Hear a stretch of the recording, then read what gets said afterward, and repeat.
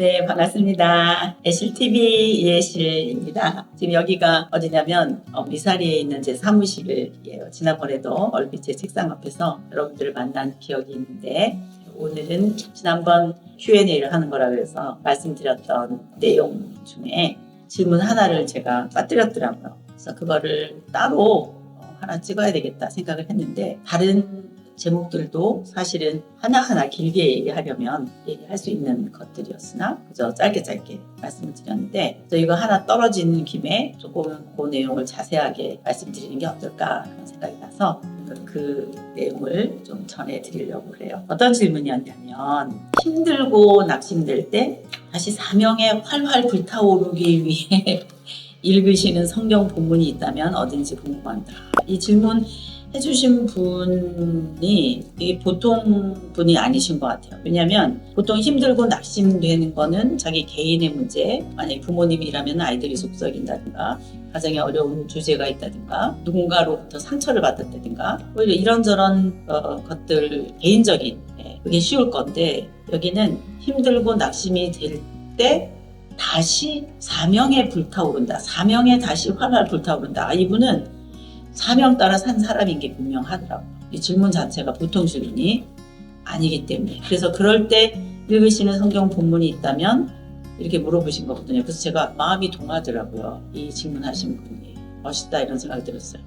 사실 성경 내용들을 보면 66권인데 거기에 나오는 주인공들, 그리고 성경 목록에 나오는 이름조차 다 거의 이제 사람 이름이 많잖아요. 보통 사람들이 아닌 거예요. 그 당시 에스라도 그렇고 느헤미야도 그렇고 모세도 그렇고 아브라함도 그렇고 보통 범부들이 아닙니다. 우리 같은 보통 사람들이 아니에요. 거의 한 나라의 국왕 정도 되는 한 공동체의 리더십인 정말 그런 사람들 아닙니까? 그래서 평범한 일상생활을 하고 있는 우리들의 모델은 아닌 거예요. 어떤 직업을 가지고 살고 있는 우리들, 이 땅 위에서 어떤 사명이라고 했을 때 선생님일 수도 있고 이렇게 보통 주부일 수도 있고 그냥 범부들에게는 적용이 안 되는 직위나 직업을 가지신 분들이 있으시더라고요. 그러다 보니까 그분들의 삶에 맞춰서 우리가 뭔가를 생각하고 적용하고 비추고 할 수 있는 그런 대상은 이미 아니더라고요. 대단한 분들이시기 때문에 제가 오늘 이 질문에 대한 대답으로서 이런 어려움 속에서도 어떤 본문으로 어떤 내용으로 힘을 얻는가라고 했을 때 제가 가만히 생각해 보니까 이 히브리서거든요. 저는 히브리서인데 여기에 나오는 주인공들도 우리같이 그냥 평범한 사람들인 거여서 너무 좋더라고요. 왕도 아니고 총리도 아니고 큰 선지자들도 아니고 그냥 보통 사람들인데, 제가 찾아보고 싶은 본문이 히브리서 11장 32절에서 38절이에요. 여러분 아는 대로 히브리서 11장은 소위 믿음의 장이다 이렇게 얘기하지 않습니까? 그래서 앞에서부터 아주 성경의 믿음으로 대표적인 아이덴티티 그런 거를 보여주는 아벨이라든지 에녹이라든지 노아라든지 아브라함이라든지 이삭이라든지 야곱이라든지 이런 사람들 얘기가 쭉쭉쭉쭉 나오거든요. 나오다가 32절쯤 됐을 때는 에이 내가 무슨 말을 더 하겠냐, 얼마나 이런 사람들이 많어, 그러면서 기드온, 바락, 삼손, 다윗, 사무엘 예언자들을 말하려면은 시간이 모자라요. 그렇게 얘기하면서 그 뒤에 나오는 본문이에요. 근데 이 본문이 어떤 내용이냐면 33절에서 이제 38절까지 앞에 쟁쟁한 사람들 말고 무슨 이름도 없어, 명찰도 없어요.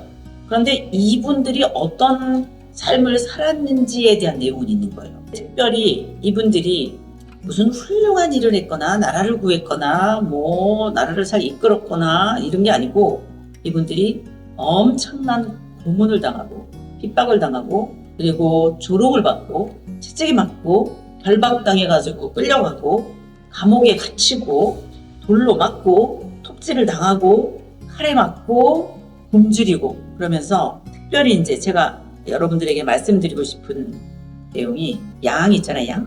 양 껍질을 껍질이 가죽 이렇게 붙어있는 그 털 많이 있는 거 있잖아요. 그거랑 염소 가죽 그거를 입어. 그럼 그 사람이 양이 돼. 그 사람이 염소가 돼. 그래가지고 그거를 입고 돌아다녔다. 그런 말이 37장 끝에 있거든요. 그러면서 하는 말이 이런 사람들은 광야와 산과 암혈과 토굴의 땅굴 속에 헤매면서 그 안에서 살았다. 이렇게 돼 있어요. 이 사람들의 정체가 뭔가라고 했을 때 이게 지금 히브리서니까 아마 AD 70년 이전이겠죠. 유대전쟁 있기 이전에 핍박을 피해서 이제 네로 황제 그 핍박이 있죠. 베드로도 그때 죽었고 바울도 그때 순교를 당한 그 즈음이니까 굉장히 크리스찬으로서 핍박을 받는 당시 로마 제국이 다스리고 있는 그때에 그리스도인이 흩어져 살고 있는 그때에 베드로전서도 핍박받고 있는 크리스찬들에 대해서 희망을 주고 물론 요한계시록도 그래서 쓰여진 거 아닙니까? 근데 이 히브리서도 마찬가지인 거예요. 보통 사람들이에요. 근데 특별히 여기 히브리서에서 양이나 염소 가죽을 입고 유리했다, 떠돌았다라고 하는 게 뭐냐면 성지순례라고 하는 걸 가잖아요. 대린구유라고 하는 깊은 우물을 거의 지하 15층 정도 되는 개미 땅굴처럼 엄청난 그런 지하 도시, 로마 시대 때의 그 지하 도시를 동굴과 땅굴 이렇게도 번역을 했지만 그런 곳에서 살았어요. 그 사람들의 피부는 땅속에서 살았기 때문에 다 흰색이에요. 그리고 밤에 양가죽이나 이런 염소 가죽을 뒤집어 쓰고 토굴에서 나와가지고 바깥에 들에 다니면서 농사를 짓는 거예요. 다른 데서 보면은 양인 거죠. 그리고 농사를 짓고 그걸로 곡식을 타작을 해서 먹고 이러면서 살았던 1세기경의 크리스찬들.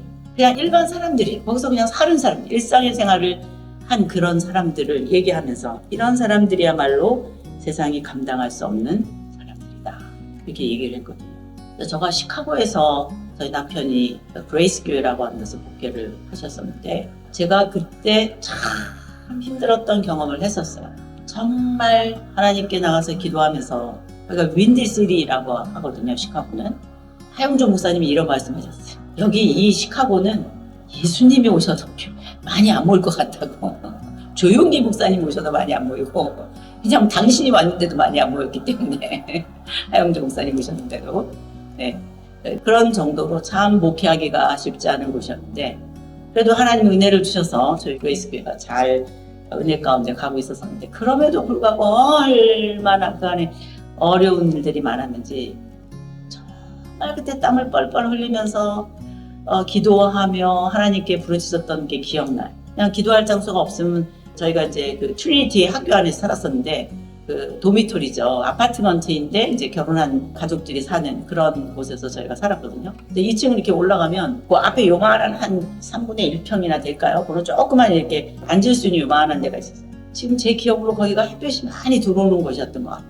어디 조용한 데가 없으니까 거기 앉아서 계단 올라가지고 기도를 하니 기억이 나요. 그런 문제들을 얼마나 더웠던지 지금도 그 더운 감각이 있어요. 하나님, 제가 이렇게 얘기했어요. 하나님, 이거 믹서기도 3분 돌리면 1분 쉬는데 하나님 좀 쉬면서 고통을 주세요.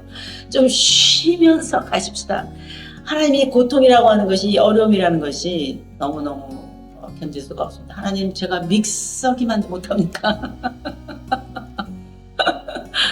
그렇게 기도한 게 기억나요. 제가 지금도 그러고 하여튼 시카고의 목회를 끝내고 메릴랜드 베델교회로 오기 전 그 사이 기간에 저는 베델교회로 갈 줄 몰랐거든요. 그런데 또 하나님의 섭리 가운데 저도 모르는 사이에 저희 남편 이승국 목사님이 할렐루야 교회에서 거기 어떤 팀이 성지순례를 가는 프로그램에 저한테 얘기도 안 하고 늘 그런 걸 잘하세요. 얘기도 안 하고 등록을 척척 해보시면 그 사이 기간에 또 며칠 전에 제가 알아가지고 할 수 없이 그룹에 껴가지고 성지순례를 간 거예요. 그 성지순례 하루하루가 저에게 생각지도 않은 치유였던 것 같아요. 그런 중에 특별히 대린구유에 내려갔습니다.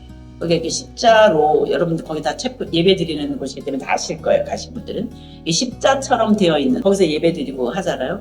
거기 내려갔는데 하나님께서 그때 저에게 강하게 역사해 주신 것 같아요. 믹서기 그러고 기도하고 있던 때였는데 저는 참 좀 못돼가지고 하나님 앞에 뭐라고 제가 하나님께 많이 그러는 것 같아요. 왜냐면 아버지니까 하나님 그 정도의 프리덤은 저에게 있었던 것 같아요. 지금도 마찬가지예요. 힘들고 어려워도 아버지니까 할 말 다 하고 때도 쓰고 투정도 부리고 그런 어떤 자유함이 저에게 늘 있었던 것 같아요. 그래서 그때도 하나님께 기도하면서 믹서기도 3분 돌리면 1분 쉬는데 하나님 이거 이러다 죽겠습니다. 숨이 찹니다. 죽을 것 같아요. 죽을 것 같아요. 그러고 보니 지금까지도 계속 그러고 사는 것 같아요. 오늘도. 제가 오늘 일이 몇 시에 끝날지 알 수가 없습니다. 그렇게 하나님 앞에 간구하며 기도하고 있을 때였는데 저보고 또 메릴랜드 교회로 가러 가니까 막 이러고 있었는데 그 밑에 내려가서 야멸과 토굴이 여기고 이들이 이 위로 올라가가지고 바깥에 들녘에 양 뒤집어 쓰고 거기서 농사 짓고 이러면서 빛을 못 봐서 얼굴이 다 하얗게서 그럼에도 불구하고 거기서 예배드리고 했었던 그 초대교회의 성도들 그냥 평범한 일상의 삶을 살았던 그분들이 강하게 저에게 왔었던 것 같아요. 엄살 피지 마. 믹서기?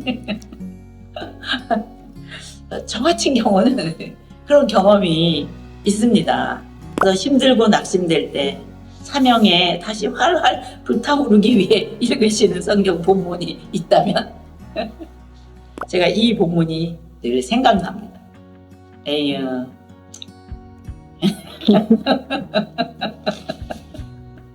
너는 양가죽 뒤집어 쓰고 올라가서 농사 짓고 또 내려와서 그 안에서 동굴 속에서 껌껌한 데서 하루 종일 살고 밤이나 돼서야 나가고 빛을 못 보니까 얼굴이 하얗고 그렇게는 안 살지 않니 저에게 그렇게 얘기하십니다. 이분들은 일상의 삶이지만 그것이 사명이었어요.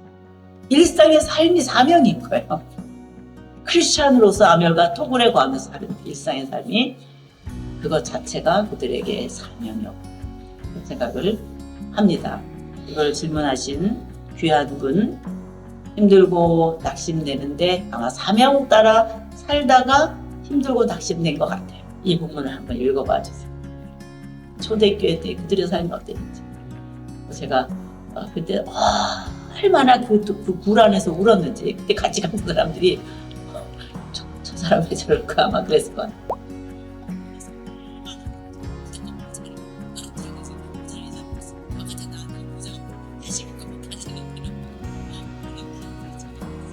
이 본문 한번 읽어보시고 양과 염소가 한번 어때요? 보십시오.